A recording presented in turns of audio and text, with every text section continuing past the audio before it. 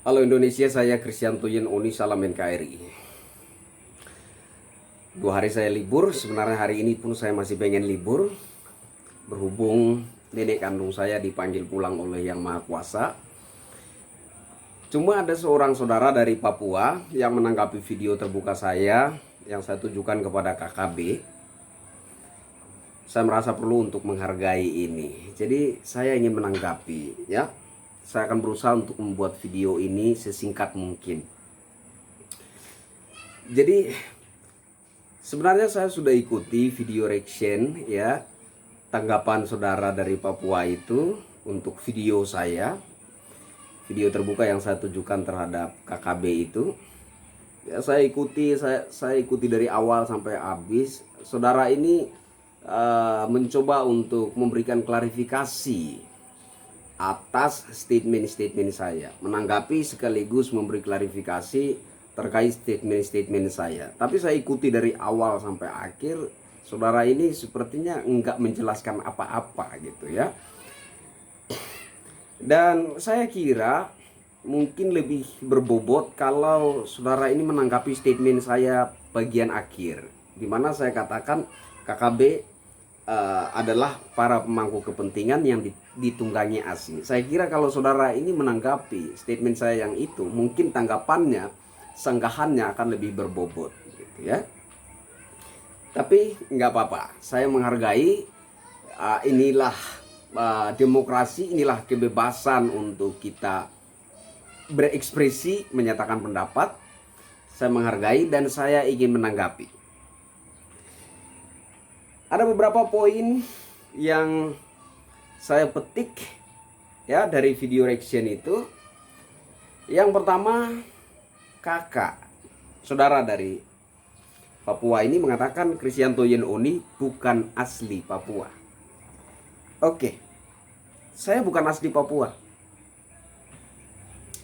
Kakak asli Papua, darah asli Papua. Saya bukan asli Papua. Tapi saya sedang berbicara tentang kemanusiaan. Saya sedang berbicara tentang hak asasi manusia warga masyarakat Papua yang diancam dan direnggut oleh kelompok kriminal bersenjata, yakni OPM. Saya sedang berbicara tentang kepedulian kemanusiaan. Saya sedang berbicara tentang keutuhan Negara Kesatuan Republik Indonesia, bukan persoalan rasialisme.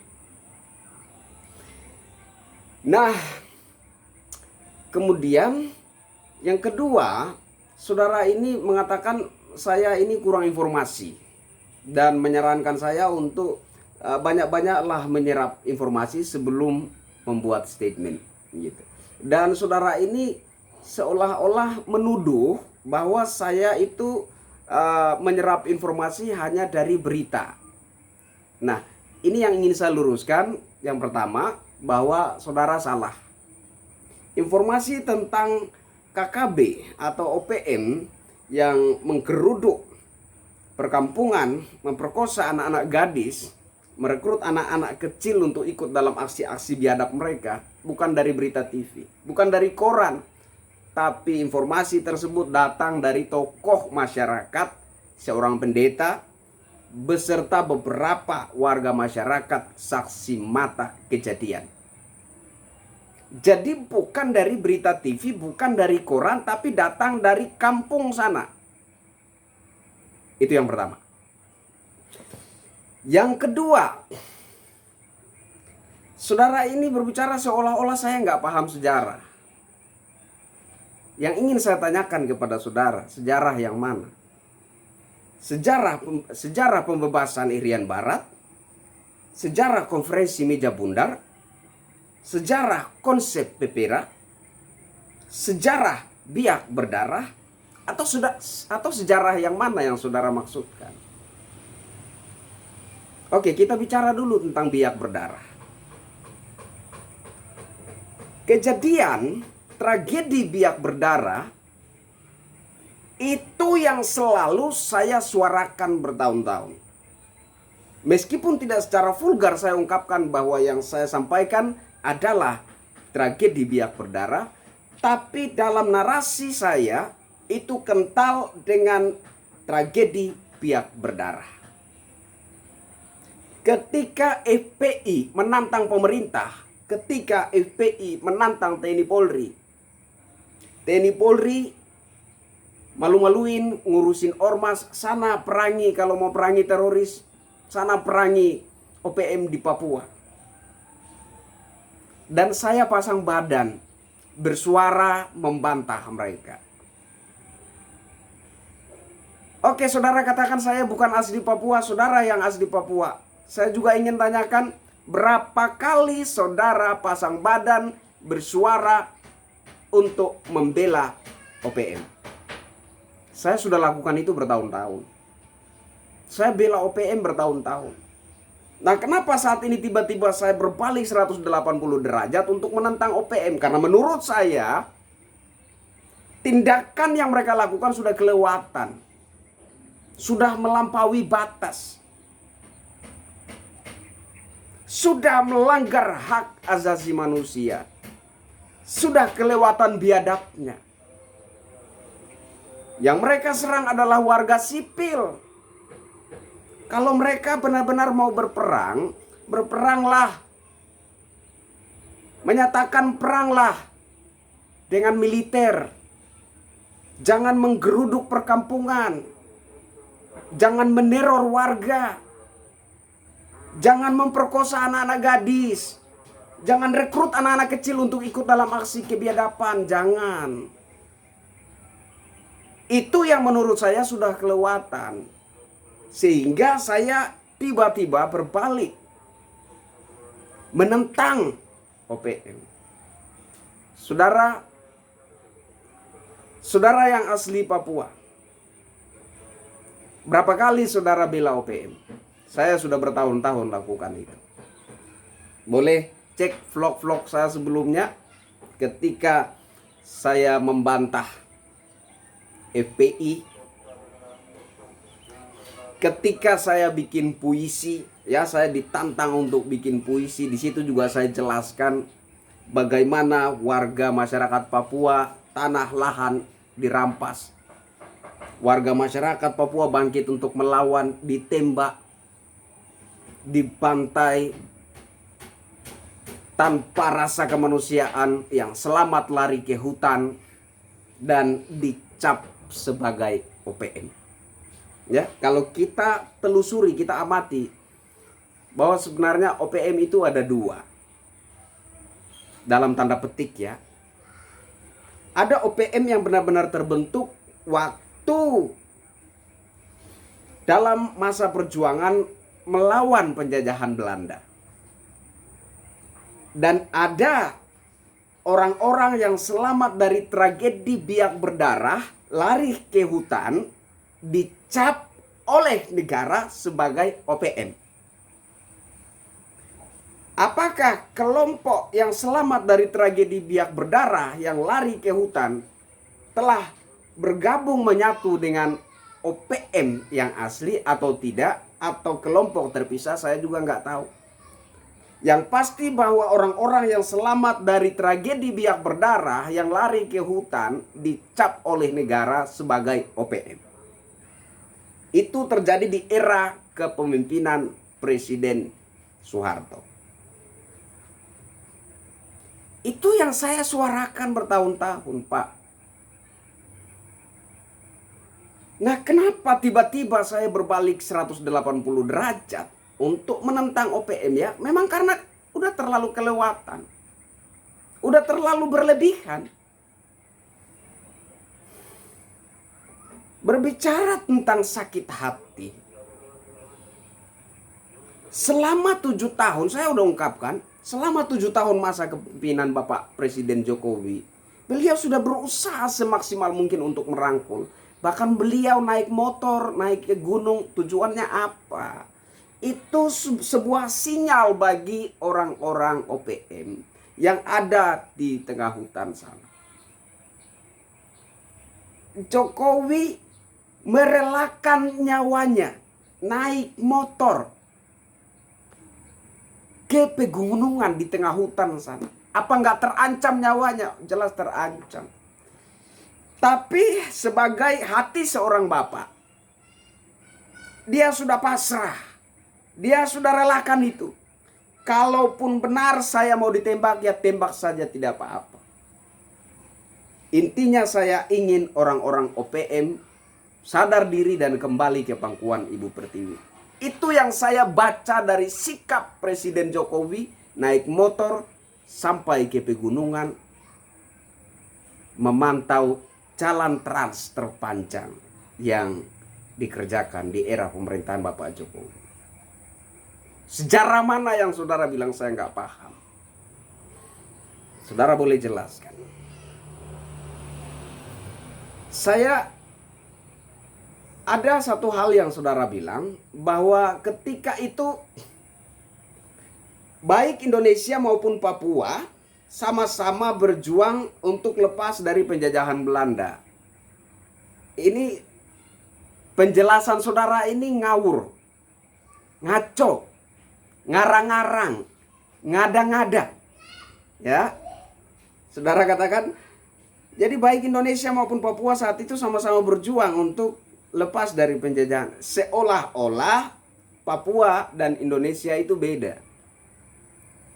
Ketika itu nggak ada Papua, NTT, Sumatera, Kalimantan, Indonesia, nggak ada. Kumpulan dari kepulauan Melayu inilah yang disebut Indonesia. Ya, jadi ketika itu yang ada adalah daerah atau wilayah-wilayah bekas jajahan kolonial Belanda. Oke? Daerah-daerah bekas jajahan kolonial Belanda inilah yang bersatu melawan penjajahan Belanda. Jadi nggak ada Papua dan Indonesia, nggak ada Sumatera dan Indonesia, nggak ada Kalimantan dan Indonesia, nggak ada Timor dan Indonesia, nggak begitu. Jadi saudara menurut saya ngaco, ya ngaco. Yang berikut, saudara menyinggung tentang PEPERA. Begini ya saudara ya, konsep PEPERA itu berawal dari konsep Papua harus lepas dari Indonesia. Konsep Papua lepas dari Indonesia bukan lahir dari keinginan warga masyarakat Papua. Catat. Konsep Papua lepas dari Negara Kesatuan Republik Indonesia atau konsep Papua Merdeka diinisiasi oleh orang Belanda. Catat baik-baik. Ya, jadi jelas. Konsep Papua Merdeka adalah konsep yang diinisiasi oleh Belanda. Bukan lahir dari kerinduan, keinginan warga masyarakat Papua untuk lepas dari Negara Kesatuan Republik Indonesia. Hingga usulan untuk dilakukan PEPERA itu pun diusulkan oleh Belanda. Jadi yang ngotot untuk Papua lepas dari NKRI bukan warga masyarakat Papua, melainkan Belanda. Itu poin paling penting yang perlu saudara catat. Itu konsep Papua Merdeka bukan kerinduan masyarakat Papua.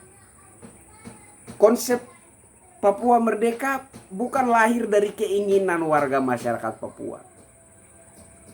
Tapi Belanda yang kekeh, Belanda yang ngotot agar Papua harus lepas dari Negara Kesatuan Republik Indonesia dengan alasan bahwa ras waktu itu Irian Jaya dan Irian Barat itu berbeda dengan ras penduduk kepulauan Melayu yang lain. Sehingga Belanda ngotot supaya Papua ini lepas Irian Jaya dan Irian Barat itu lepas dari Negara Kesatuan Republik Indonesia. Padahal secara waras kita bisa menilai bahwa itu bukan alasan. Itu alasan yang terlalu lucu dan konyol. Bahwa alasan sesungguhnya adalah mereka mengincar harta kekayaan alam yang terkandung di dalam perut bumi Papua. Jadi bukan karena ras Papua dianggap berbeda dengan ras penduduk kepulauan Nusantara yang lainnya, tapi karena mengincar harta kekayaan alam yang terkandung di dalam bumi Papua, sehingga mereka ngotot Papua harus lepas dari Negara Kesatuan Republik Indonesia. Itu jelas. Jadi kakak, saudara, bahwa konsep Papua Merdeka itu bukan lahir dari keinginan warga masyarakat Papua. Ya, itu jelas. Yang ngotot Papua lepas dari Indonesia bukan warga masyarakat Papua, melainkan Belanda. Itulah kenapa saya katakan orang KKB atau OPM adalah para pemangku kepentingan yang ditunggangi oleh asing. Jelas.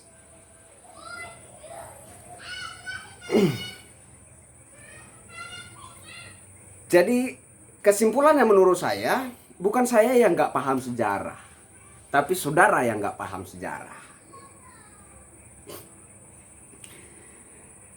Kalau menyanggah statement orang, harusnya saudara itu punya konsep yang berbobot, punya argumen yang lebih berbobot, begitu. Sehingga argumen saudara, tanggapan saudara itu berbobot. Nggak asal bicara dari awal sampai akhir kok nggak ada apa-apa yang dijelasin gitu. Menurut saya begitu. Ya, jadi jelas ya bahwa sejarah dari pembebasan Irian Barat datang konsep Pepera hingga Biak berdarah, saya tahu. Ya, jelas ya saudara ya. Bukan saya nggak tahu. Kemudian informasi tentang hal-hal kejadian-kejadian yang terjadi di Papua, seperti para wanita diperkosa, anak-anak direkrut ikut dalam aksi biadab, bukan saya dengar dari televisi. Informasi itu datang dari tokoh masyarakat dan warga masyarakat di perkampungan. Begitu. Dan kemudian yang terakhir, saudara katakan ketika itu Indonesia dan Papua sama-sama berjuang, saudara salah. Dalam narasi saudara itu seperti sudah ada pemisah antara Papua dengan Indonesia. Saudara salah. Yang benar adalah wilayah-wilayah bekas jajahan Belanda. Nah, wilayah-wilayah bekas jajahan Belanda inilah yang bersatu padu untuk melawan penjajahan Belanda, lepas dari penjajahan Belanda, kemudian bersumpah satu tumpah darah, satu bangsa, satu bahasa, Indonesia. Begitu. Saya kira udah jelas ya. Jadi saudara, saya minta maaf kalau ada buah bahasa saya yang kurang berkenan. Tapi saudara nggak bisa sangkali bahwa konsep Papua Merdeka itu bukan lahir dari keinginan warga masyarakat Papua, melainkan diinisiasi oleh Belanda. Yang ngotot agar Papua lepas dari Negara Kesatuan Republik Indonesia bukan warga masyarakat Papua, melainkan Belanda. Kenapa sekarang KKB semakin beringas, semakin menunjukkan perlawanan terhadap Negara Kesatuan Republik Indonesia? Ya karena mereka adalah pemangku kepentingan asing. Mereka adalah pemangku kepentingan asing. Para penggeraknya saja berada di luar negeri, tinggal di luar negeri. Orang-orang yang direkrut masuk OPM, ya, bertaruh nyawa, ya, memberontak terhadap pemerintah, keluar masuk hutan, sementara mereka tidur nyaman, makan minum enak di luar negeri sana.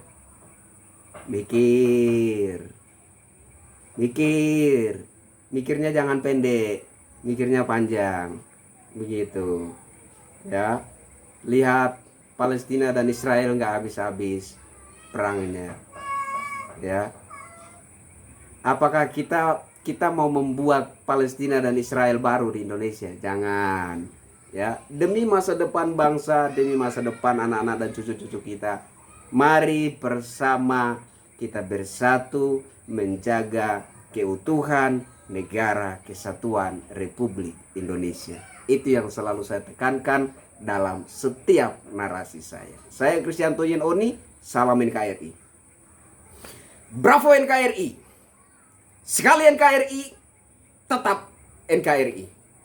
Papua Indonesia akan tetap Indonesia sampai kapanpun. Papua negara kesatuan Republik Indonesia. Merdeka!